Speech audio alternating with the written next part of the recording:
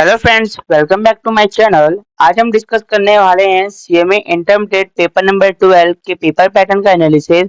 और हम ये देखेंगे कि सबसे पहले कौन से चैप्टर के रिवीजन करना चाहिए जिससे हम पूरे अपने 5 क्वेश्चन अटेम्प्ट कर लें। ठीक है, तो हम सबसे पहले देखते हैं पेपर क्वेश्चन नंबर 1 आता है आपका क्या एमसीक्यू आता है। उसमें से 6 एमसीक्यू आपके प्रैक्टिकल होते हैं। बाकी एमसीक्यू आपके कौन से होते हैं, थ्योरी वाले होते हैं जो कि बहुत इजी आते हैं। आप इजली उसे अटेम्प्ट कर सकते हैं। तो इसके लिए आपको क्या करना पड़ेगा, एमसीक्यू में आपको अपने न्यू एमसीक्यू जो आईसीएमआई ने रिलीज किया था। सेकेंड, जितने भी एमटीपी पीवाईक्यू आरटीपी ने आईसीएमआई ने रिलीज किए थे उसमें जितने भी एमसीक्यू हैं, आप अगर उसे पढ़ लोगे तो आपका इजीली कवर हो जाएगा। ठीक है, फिर क्वेश्चन नंबर 2 ए में क्या है, पूरा थ्योरी है। क्वेश्चन नंबर 2 ए में पूरा थ्योरी है। ठीक है, क्वेश्चन नंबर 2 ए में क्या थ्योरी है, तो ये में थ्योरी आपका मैनेजमेंट अकाउंटिंग के चैप्टर नंबर 1 जो मॉड्यूल 1 है। आप में जितने भी लिमिटेड थ्योरी है कि एमए कब आया, मैनेजमेंट अकाउंटिंग कब ज्यादा ट्रेंड में आया, इसके क्या बेनिफिट्स हैं, आपको सब थ्योरी में जाएगा, बहुत इजी आता है। क्वेश्चन नंबर 2 बी में आपको क्या आता है, ए बी सी मतलब की एक्टिविटी बेस्ड कॉस्टिंग आता है जो कि बहुत इजी है।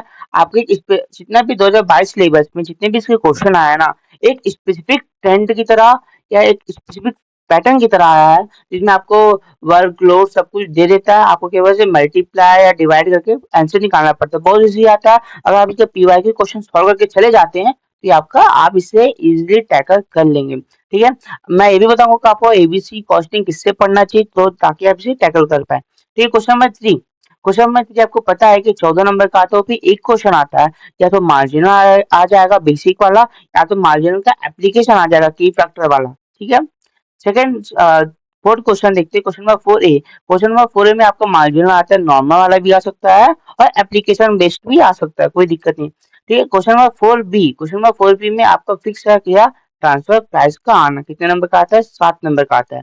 ठीक है, फिर क्वेश्चन नंबर 5 हम देखते हैं, क्वेश्चन नंबर 5 क्या आता है आपका स्टैंडर्ड कॉस्टिंग कितने नंबर का, 14। इसमें क्या आएगा, मटेरियल आ सकता है, लेबर आ सकता है, सेल्स आ सकता है, प्रॉफिट वाला भी आ सकता है, और ओवरहेड और वेरिएबल आ सकता है। ठीक है, इसके बाद जो हम देखते हैं क्वेश्चन नंबर 6 ए में क्या आता है, स्टैंडर्ड कॉस्टिंग यहाँ पे एक मीडियम लेवल का आता है। ठीक है, 6 बी क्या आता है आपका, बजट आता है, क्या बजट में क्या आता है, एक नॉर्मल लेवल का बजट का क्वेश्चन आता है।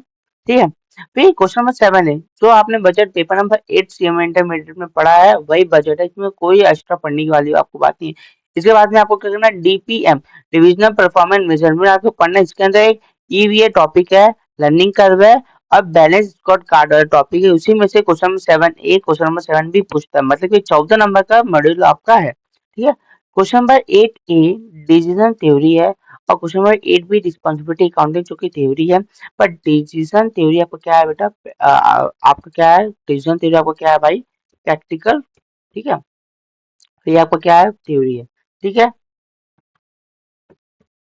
तो आपको क्या करना चाहिए, मेरे हिसाब से आपको कौन से क्वेश्चन अटेम्प्ट करने चाहिए, क्योंकि देखो आप मार्जिनल कितना भी पढ़ लो, उसका एप्लीकेशन कितना भी पढ़ लो, बट आपको प्रॉब्लम क्रिएट करता है मार्जिनल। ठीक है, क्योंकि उसके क्वेश्चन लंबे आते हैं, लेंथी आते हैं, तो आपके टाइम बहुत चले जाते हैं उसमें उसको सॉल्व करने में। तो आप बेटर है मेरे हिसाब से आप क्वेश्चन नंबर 2 करें।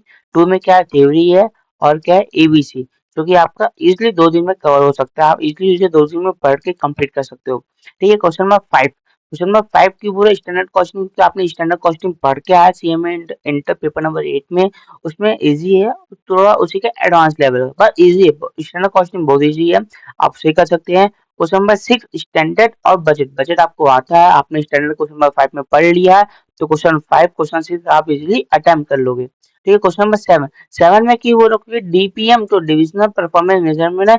बहुत इजी टॉपिक, बहुत इजी चैप्टर है, जिसमें आपको लिमिटेड 3 ही टॉपिक पढ़ने हैं, ईवीए, लर्निंग कर्व और बैलेंस स्कोरकार्ड। ठीक है, इतने आपको पढ़ने हैं, तो आप इसका इजीली पेपर सॉल्व हो जाएगा। क्वेश्चन नंबर 8 की बात करते हैं, तो क्वेश्चन नंबर 8 में डिसीजन थ्योरी है, जो प्रैक्टिकल है कि आपको डिसीजन लेना चाहिए रिस्क के साथ में, कितना क्या कॉम्बिनेशन आपको देखने को मिलेगा, वो भी बहुत इजी आता है। इसमें एक टॉपिक है डिसीजन ट्री, वो आपको पूछता है। ठीक है, पर आप इसमें मैं आपको सजेस्ट करूंगा कि आप इसमें जितने भी टॉपिक आप उसे सबको पढ़ ले। क्वेश्चन नंबर 8 भी आपको क्या था, रिस्पॉन्सिबिलिटी अकाउंटिंग जो कि थ्योरी है, लिमिटेड थ्योरी, आप इसे इजीली पढ़ सकते हैं। ठीक है, क्वेश्चन 2 5, 6, 7, 8 आप इसे अटेम्प्ट कर सकते हैं अपना 100% देके।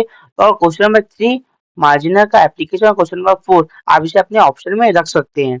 Okay, thank you. अगर आपको ये स्ट्रेटजी या प्लानिंग या पेपर पैटर्न का एनालिसिस पसंद आया हो तो लाइक करना, शेयर करना, सब्सक्राइब करना और मुझे ऐसे मोटिवेट करते रहना। Thank you. और जल्दी आपके अनदर सब्जेक्ट के भी पेपर पैटर्न एनालिसिस आने वाले मेरे यूट्यूब चैनल पे। Thank you.